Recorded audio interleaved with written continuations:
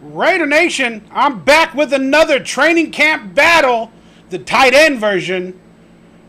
Are our tight ends the Raiders' best wide receivers? Let's talk about it.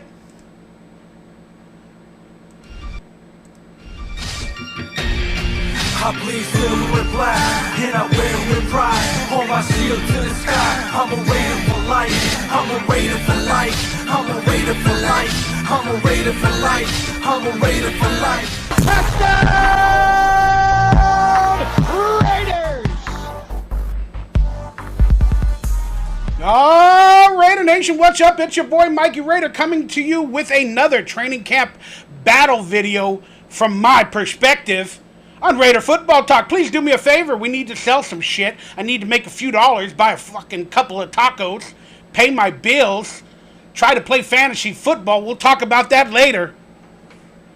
But we're going to talk about Raiders. I'm going to have a daily video until training camp officially starts on the 22nd. I believe the rookies arrived today. Maybe we'll have some latest news and updates this weekend. But let's go through the tight end camp battle and find out why our tight ends are probably our best wide receivers. If you haven't watched my wide receiver camp battle and my quarterback camp battle, go do so. What are you faking for? Share it. I say some good shit and I do some good jokes. Because football is back, baby. And do me a favor, if you feel like supporting this channel and me, I have donation portals down below. Please click on the links. Send me some taco donations on Venmo, PayPal, Cash App, or check out some merchandise to help support me to do some more of these videos. That means I have a home, and I got some food in my fridge, and I'm able to make more videos this Raider season. And again, if you feel like becoming a member, hopefully I earned your membership for early and exclusive content and videos that are not made publicly. You get them early. All right, let's talk about the training camp battles for the tight ends. This is probably our best group of wide receivers per my perspective. We got Brock Bowers coming off a rookie season that should have been named Rookie of the Year, Offensive Rookie of the Year, but you know it always goes to a quarterback and stuff like that. Now he's coming into his second year with a new quarterback, another new system, and he went over 1,000 yards last year. Will he do so again? Well, let's talk about it. First off, let me look at the tight ends we have on our roster. This is on Raiders.com. There's our roster of tight ends as it stands as of right now. We got Brock Bowers, 6'4", Pat Conroy, 6'2", Quadir Ishmael, is he one of the Rocket Ishmael's brother? At 6'6". We got some tall tight ends. Y'all, Michael Mayer is coming back after having some mental health issues, allegedly, last season. But he's on point to be a Raider this year. And I think he's good moving forward. But I don't know, there might be a little envy there still because Brock Bowers has made a bigger name for himself and they were both drafted kind of early. But hey, the jury's still out.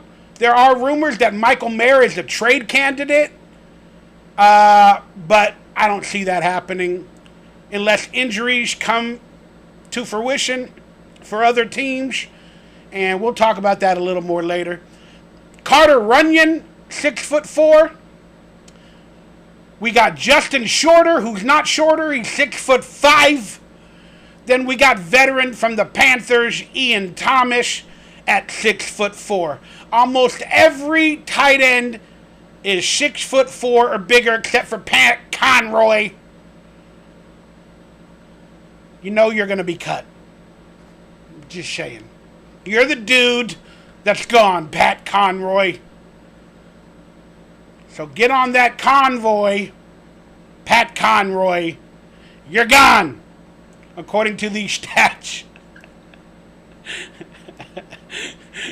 All right.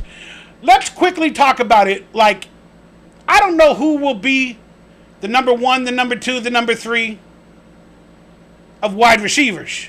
But we do know what's going to be the number 1, number 2, number 3 of tight ends.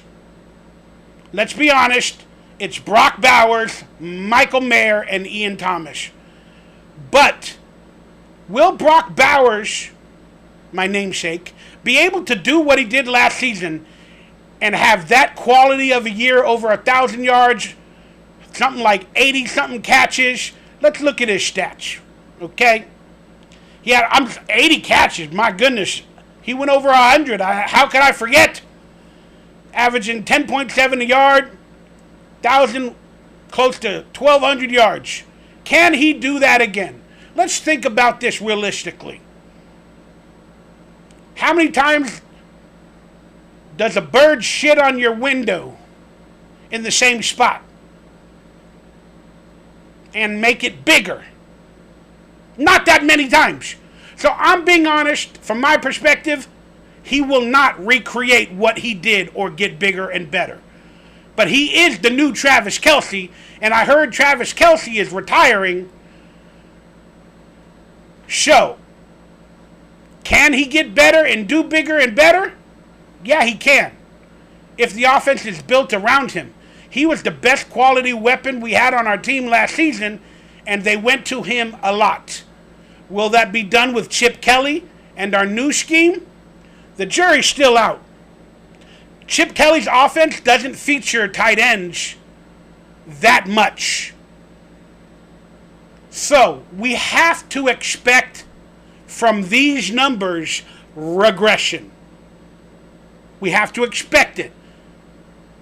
But there is a possibility he does bigger and better, and that he's our only outlet this season.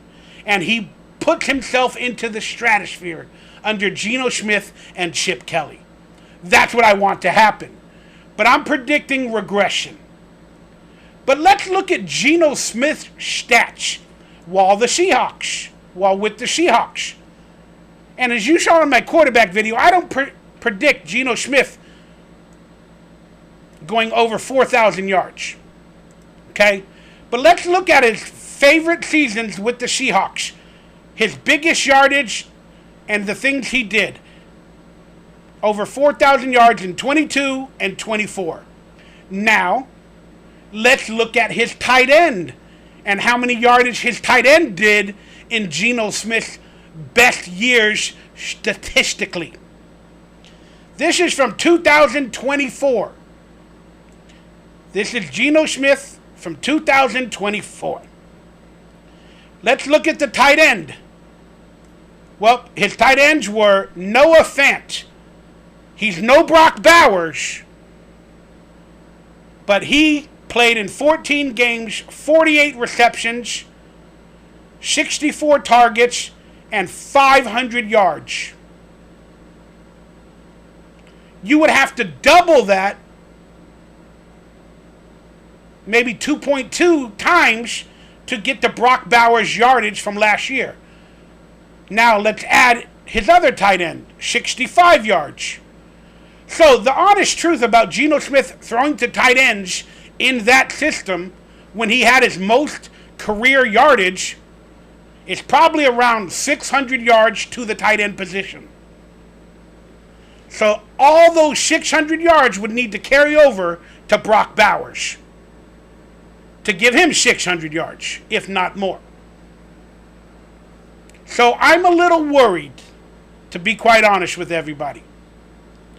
Again, that's why I think Brock Bowers will regress. And I don't mean in terms of who he is as a player. I mean in terms of the statistical numbers that we will see. Because Geno Smith, no matter what system he's in, has not really targeted tight ends that much.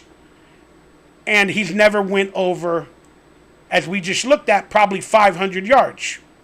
Let's look from the 2022 regular season that Geno Smith had some big yardage. 4,282 yards. Who was his tight end back then? All right, let's bring it down. It was still Noah Fant after Apparently, he worked with him for 3 or 4 years, only got him 500 yards in 2024. Now we're looking at 2022. Close to 500. Whoops. Sorry about that, everybody. Close to 500 yards again in 2022. With about 50 target receptions. So Geno Smith knows how to get it to a tight end, but he never went over what looks like to be 500 yards. Maybe he did it in 2023 when he had like 3,000 yards. Let's look at that. But still, I don't think he did. All right, this is 2023. Let's look at tight end. There he is, Noah Fant. 3 years in a row, not over 500 yards and 50-something receptions. 414 yards, and he had Will Dissly for another 172. So that's about 600, as we just mentioned, to tight ends. Okay? So Geno Smith's ceiling with tight ends seems to be about 600 yards. So that's what you have to put on Brock Bowers this season, based off of his previous record. But again, in a new system that's probably going to go after the run game more than anything, you got to think to yourself. That's why Brock Bowers might possibly be the best wide receiver on the team at the tight end position, and he can go over the 600 yards that Geno Smith is averaging to tight ends in previous seasons. But how much more? I don't think we can expect a 1,000-yard season from Brock Bowers. But hey, if we do, I will be thrilled. Now, like I said, we just looked at Brock Bowers' stats. And now let's look at the backup tight end, Michael Mayer. Michael Mayer is the Las Vegas Raiders tight end. He was drafted 35th overall in the 2023 NFL Draft, right before Brock Bowers. We all remember that controversy. He's played 14 games in his career with 12 starts, catching for 27 passes and 304 yards and 2 touchdowns. All right, that's not a lot, y'all. That is not a lot. Let's see if we can get his official season stats from the previous 2 years.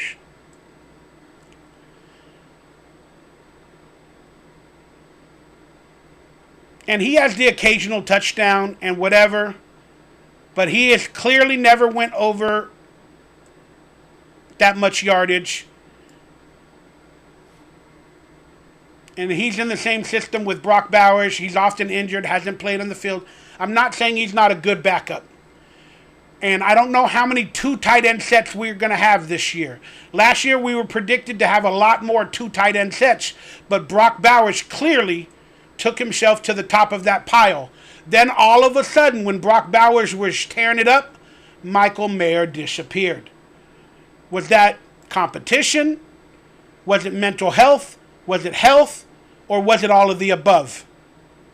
But now he's back, and he's still playing under the shadow of Brock Bowers. Is he okay with it? Can he propel himself to be an even bigger and better complementary tight end to Brock Bowers? Yes, he can. But still, that's why the rumors are around that he's a trade candidate, but we ain't going to get much for him. Still, much is to be desired from him. And even with a Travis Kelce on the Chiefs, they had the other tight end, I forgot his name, that he would have catched the occasional 100-yard game and the occasional 2 touchdowns in a game while helping Travis Kelce out. But there's only 1 star tight end on our team, and there's only 1 star tight end for the Chiefs, and that's what Michael Mayer is. He's a complementary piece to Brock Bowers. When Brock Bowers is not available, or he's used as a decoy, Michael Mayer can become the best quality backup tight end in the league to Brock Bowers. He still has that much potential and upside based off of his college stats and his early draft status with the Raiders. But then again, other teams might need a tight end. And Michael Mayer, depending on the competition, it's an uphill battle. If he wants to be a starter for another team, and he wants to be the star player, there may be some rumblings during training camp. But maybe he's proud to be a Raider. He's cool with being Brock Bowers' backup, and we'll leave it at that. I'm just speculating because that's what Mikey Raider does. Now, let's look at Ian Thomas, the veteran tight end that's really good at blocking that we brought on this team. In terms of catching and stuff, not much yardage. He's never went over 335 yards. And that was like, I guess, his rookie season. But that just proves he's a blocking tight end because he stuck around for that many years with the Panthers. So he's a blocking tight end that catches the occasional touchdown in the red zone. And as we spoke about earlier, he is a big, tall boy. Where is he again? 6'4". Like all the Raiders tight ends we've been talking about. Okay? So let's quickly look at the salary cap for the Raiders. And I think I've said it on other shows. We got about $31 million in salary cap. But here I'm looking at the contracts for our tight ends. And I wanted to see if Michael Myers was still under contract for how many more years. So I looked up the 2026 tight end contracts, or the contracts they'll be free agents in 2026 from the Raiders. And again, you guys can look at this. All the free agents next year for the Raiders that won't have a contract. Ian Thomas is on a 1-year deal. But apparently we still got Michael Mayer for another year. And of course we still have Brock Bowers. So we got some decently cheap tight ends at that position for the next year or two. Now, if we look at 2027, I'm pretty sure that's the year that Michael Mayers will not be under contract for the Raiders, if the computer even wants to work. But and then that'll be around the time, probably next year, if Brock Bowers is playing as good next year. You know, they're gonna probably give him a 5th-year contract, and that'll probably all start to happen around 2027. With all the Brock Bowers getting a new contract talk and all that other stuff. So, but we'll leave it at that. But if we wanted to look at, again, I do it on every episode, per injuries, if there's any free agents available at the tight end position, if whether we traded Michael Mayer, he left camp, or Ian Thomas was injured, or any one of them, God forbid, I don't want it to happen. You think Michael Mayer's wishing for a Brock Bowers injury? I hope not. I would hope not. But here's the free agent list at tight end of players that are available this season. As of right now, we got Gerald Everett, 31 years of age. Mercedes Lewis is still out there. Jesus. 19 years at tight end. Woo! That guy can block her. He does something right to stick around that long. Jordan Atkins, C.J. Uzomah, Michael Pruitt, Jeff Swain, Nick Vanette, Hunter Hayden Hurst, and again, I do not see the Raiders going after a free agent tight end, barring any major injuries. Plus, we got a young depth class of, look how many tight ends they got going into the season. They got 1, 2, 3, 4, 5, 6, 7. 7. Okay? They're probably only going to dress 2 or 3. And they're probably only going to have 2 on the, the practice squad or whatever. So, out of 7, we're going to have 5 tight ends on the roster. And again, the Raiders are going cheap, so they're probably not going to pick up any veterans unless it's a complete debacle or after training camp. They don't see anything from these young players and rookies or undrafted free agents, rookies, whatever you want to call them. So we got a decent tight end room. We do, because we got, in my opinion, the best tight end in the league at the moment. And, that's debatable. But Mark Andrews and the other players are not as good. So we got the number 1 tight end in the league going into the season. And if he continues on the path, we got the number 1 tight end. That's 100% honesty. So I don't see the Raiders going out and getting anybody else, barring any major injuries, to 2 or 3 of our tight ends this season. So our tight end room is actually better than our wide receiver room in terms of depth. Beyond, because we got 3 quality tight ends. I mean, Brock Bowers, number 1 tight end. Michael Mayer's quality backup. A lot of upside and potential. Then we got Ian Thomas, who's been in the league for so many years, and he still gets it done. We got a great tight end room. There's supposedly the depth chart as of today. There it is at tight end positions. They got Brock Bowers 1, Michael Mayers 2, Ian Thomas 3rd, and then they got Justin Shorter as number 4. So that's what they got for tight ends, y'all. So now let me do my predictions for what I think the tight ends yardage and statistics will be this season. A lot of you might not agree, but I'm telling you, there's no way Brock Bowers will go over 1,000 yards again under Geno Smith's tutelage in a new system where Geno Smith has never went over 600 yards or 500 yards to one tight end in his career as of late with the Seattle Seahawks. So my prediction is Brock Bowers, 844 yards, 73 receptions, and 6 touchdowns. That is still a quality year for Brock Bowers, but I'm worried about his previous numbers. If they cannot recreate close to those previous numbers and or all the touchdowns, will they start calling the Raiders a bust or Geno Smith a bust because he couldn't get it to Brock Bowers like Aiden O'Connell and whatever quarterback we had last season? I don't know. The jury's still out. But that's my early prediction based off Geno Smith's statistics. But do I believe Brock Bowers can be the mainstay and should be close to 1,000 yards and at least close to 10 touchdowns and closer to 100 receptions? You goddamn right I do. I am not rooting against him. These are just my predictions, and we'll leave it at that. For shits and giggles, I put Michael Mayer's yardage, 243 yards, 19 receptions, and 2 touchdowns.